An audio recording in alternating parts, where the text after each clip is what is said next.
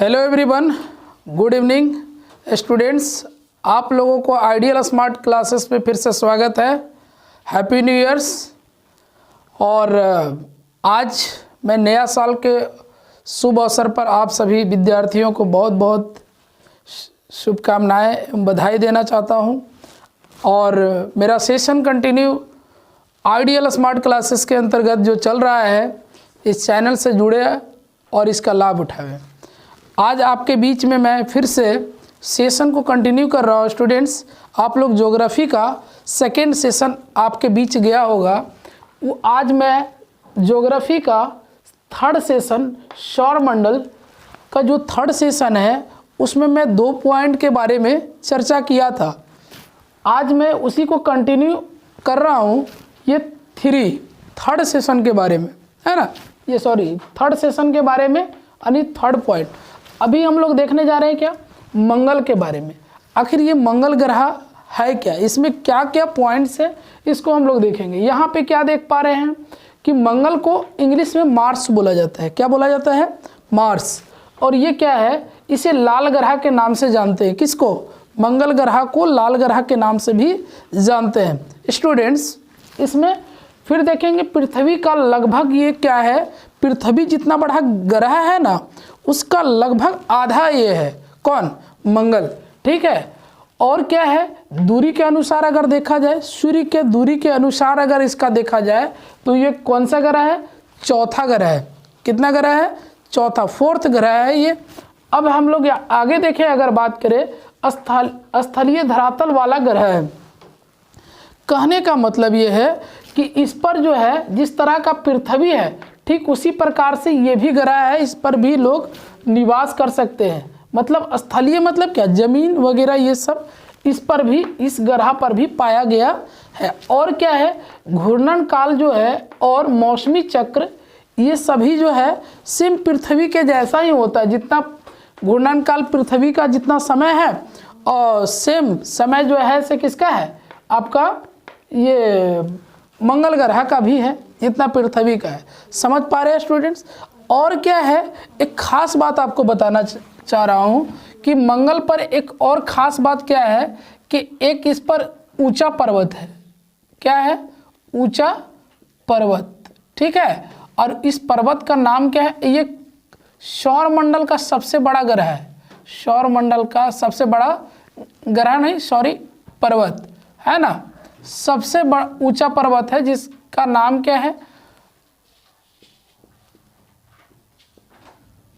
Olympus मोन्स।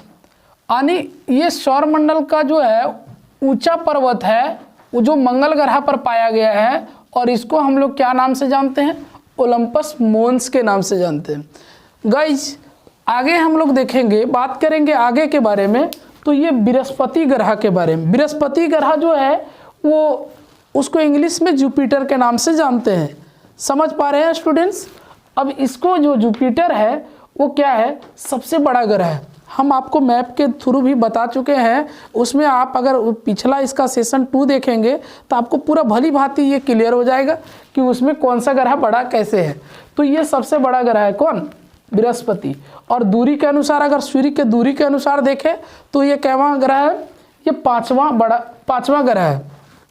ठीक है। आगे हम लोग अगर बात करें तो सबसे अधिक उपग्रह किसका है? इसी बृहस्पति का है। कितने उपग्रह हैं इनके? संख्या आप देख पा रहे होंगे, 67 उपग्रह है। किनका? ये आपका जो बृहस्पति ग्रह है। यानी कहने का मतलब है, इससे ये पता चल रहा है कि ग्रह के भी उपग्रह होते है ना। तो ये क्या है, इसके कितने हैं उपग्रह? 67। और इसमें से सबसे बड़ा ग्रह जो उपग्रह है उसका नाम क्या है? गैनीमीड। जो सबसे बड़ा उपग्रह है उसका नाम क्या है? गैनीमीड। समझ पा रहे हैं स्टूडेंट्स? अब आगे अगर हम लोग देखें तो क्या है, अब हम लोग देखते हैं आगे शनि के बारे में। शनि को इंग्लिश में क्या बोला जाता है? सैटर्न बोला जाता है। क्या बोला जाता है?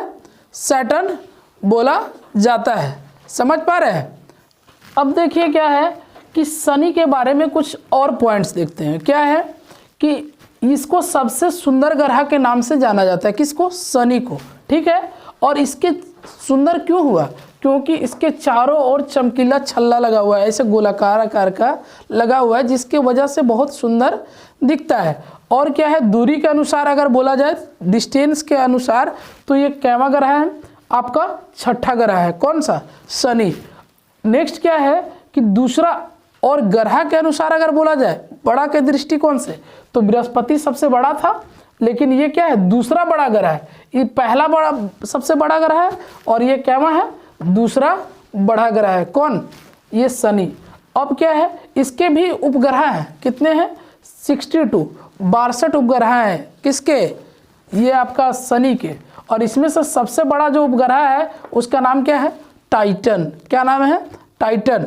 जो उपग्रह है उसका नाम है टाइटन, जो सबसे बड़ा है शनि का। क्वेश्चन आता है, कभी कभी पूछा जाएगा आपको कि शनि का जो है सबसे बड़ा उपग्रह कौन सा है, तो नाम क्या आएगा? टाइटन। इसका भी अगर पूछा जाएगा कि बृहस्पति का सबसे बड़ा उपग्रह कौन सा है, तो आप बता सकते हैं उसका नाम क्या है? गैनीमीड। समझ पा रहे हैं? आगे हम लोग बढ़े। पॉइंट है क्या? रचना। अगर ये बना कैसे है, तो इसमें क्या है, 75% हाइड्रोजन और 25% हीलियम को मिला करके ये शनि ग्रह का निर्माण हुआ, बना है। समझ गए? इसमें क्या है कि यहाँ पे कम मात्रा में जल, मीथेन, अमोनिया और पत्थर पाए गए हैं। कहाँ पे? इस शनि ग्रह पर जो है वो जल, मीथेन, अमोनिया और पत्थर बहुत कम मात्रा में पाए गए हैं। अब क्या है कि आगे और देखें अगर इसमें पॉइंट हम लोग, तो क्या है ये? शनि। शनि के बारे में, शनि का ग्रह का जो खोज हुआ वो कौन किए? गैलीलियो गैलीली जो है 1610 ईस्वी में। गैलीलियो गैलीली 1610 ईस्वी में दूरबीन की सहायता से इसकी खोज किए। कौन? Galileo Galilei. प्रश्न ऐसा आ सकता है कि शनि का खोज किसने किया और कब? गैलीलियो गैलीली ने 1610 ईस्वी में दूरबीन की सहायता से इसकी खोज की। नेक्स्ट आगे हम लोग अगर बढ़े तो देखें क्या, यूरेनस जो है ना, यूरेनस। अब हम लोग नेक्स्ट क्या देख रहे हैं? यूरेनस ग्रह के बारे में। तो यूरेनस के बारे में कुछ पॉइंट है कि इसके चारों ओर छल्ला, जैसे हम लोग शनि में देखे थे ना, सेम यूरेनस में भी कुछ कुछ पॉइंट है कि उसमें भी छल्ला लगा, वो भी इसी प्रकार से होता है। लेकिन दूरी के अनुसार अगर बोला जाए, किसका? सूर्य के दूरी के अनुसार ये 7वां ग्रह है। कौन? यूरेनस। ठीक है। हालांकि इसका नाम अरुण के नाम से भी जानते हैं, और इसको जो नेपच्यून है वरुण के नाम से, अरुण, वरुण, ऐसा नाम से भी हम लोग जानते हैं। फिर क्या है, आकार के अगर दृष्टि से देखें तो ये तीसरा बड़ा ग्रह है। कौन? यूरेनस। दूसरा में कौन आया था? शनि। पहला में कौन आया था? बृहस्पति। तो आकार के दृष्टि से ये तीसरा बड़ा ग्रह है। अब क्या है कि इसकी खोज किसने की थी? यूरेनस की। तो विलियम हर्शल ने इसकी खोज की थी। किसका? यूरेनस ग्रह का। ठीक है। आगे हम लोग बात करने जा रहे हैं नेपच्यून ग्रह के बारे में। ठीक है। नेपच्यून ग्रह को अभी बताएं कि इसको वरुण भी बोला जाता है। और क्या है कि आकार और बनावट में ये लगभग यूरेनस के समान ही है। आकार और बनावट में अगर बात किया जाए तो लगभग कैसा है, ये यूरेनस के समान ही है। जितना यूरेनस है उसी का लगभग।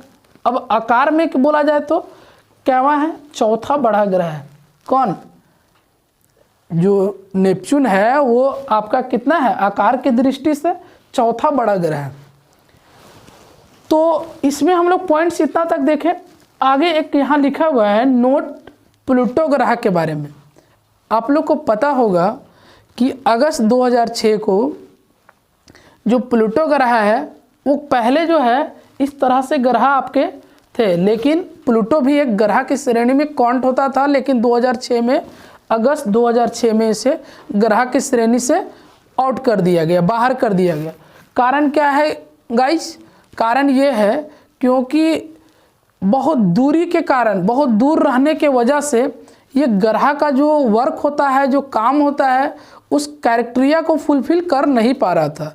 जितना ग्रह का काम है वो काम नहीं कर पा रहा था। सूर्य का जो परिक्रमा करने का जो सूर्य का जो होता है वो काम ये नहीं कर पाने के कारण इसको क्या किए कि कुछ खगोल जो शास्त्री है, खगोलविद है, वो क्या किए, इसको ये 2006 अगस्त 2006 में इसको ग्रह की श्रेणी से बाहर कर दिया।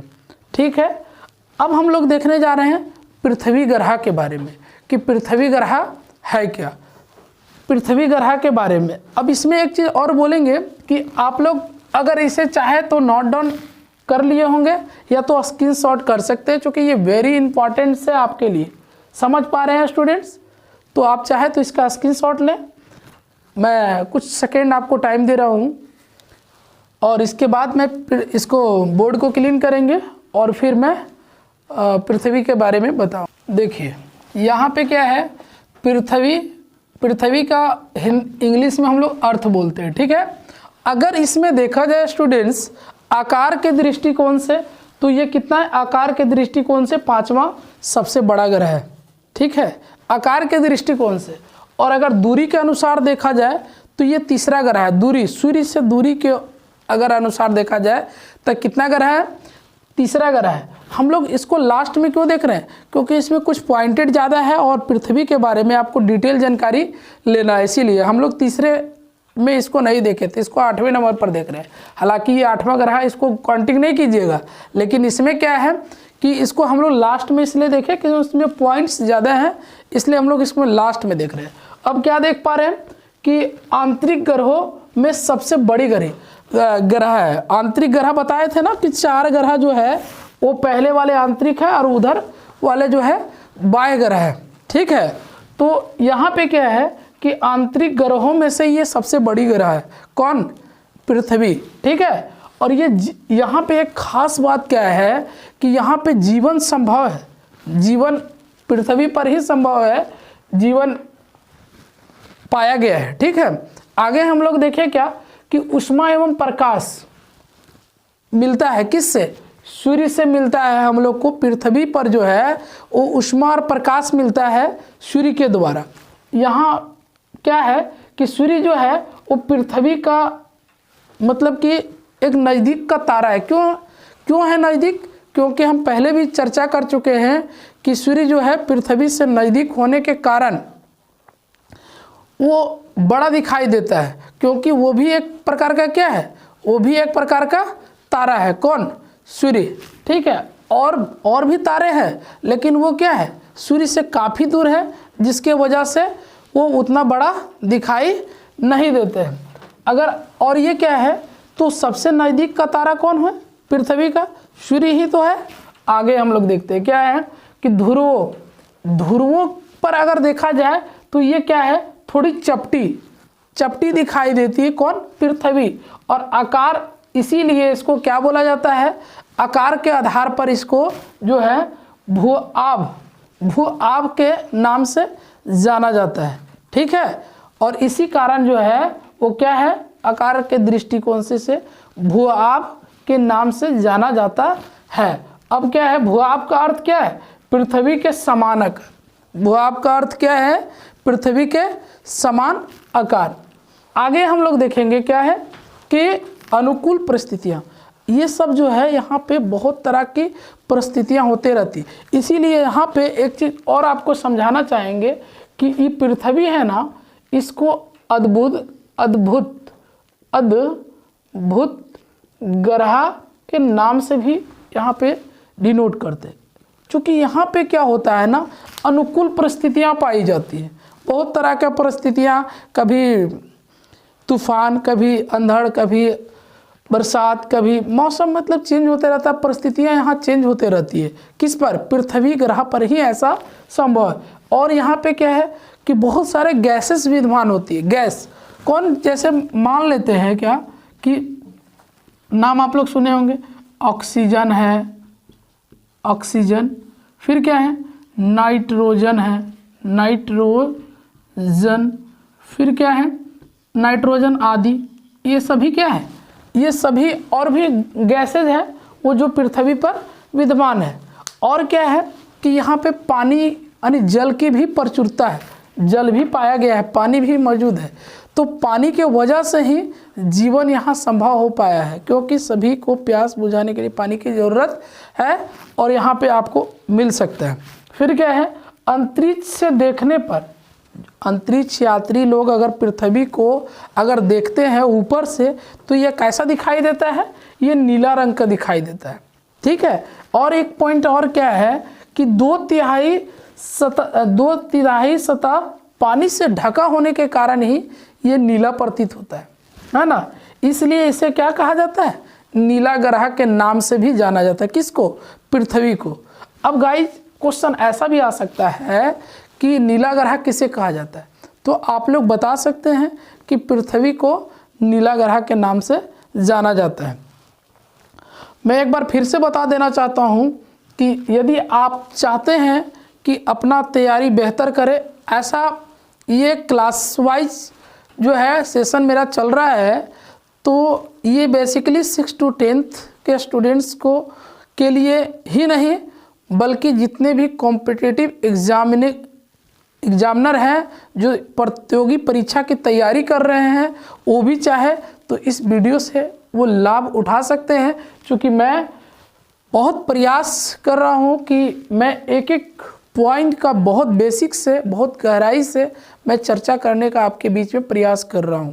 तो उम्मीद करता हूं स्टूडेंट्स कि आपको आज की क्लास बहुत पसंद आया होगा। आप लोग इसे लाइक, सब्सक्राइब एंड अपने अपने जो करीबी ग्रुप हैं, दोस्त हैं, उनको शेयर करें और उनको भी बताएं ताकि इस चैनल से जुड़े और उनका लाभ लें। तब तक के लिए मैं फिर आज का क्लास यहीं समाप्त करता हूं। मिलता हूं नेक्स्ट वीडियो के साथ। धन्यवाद।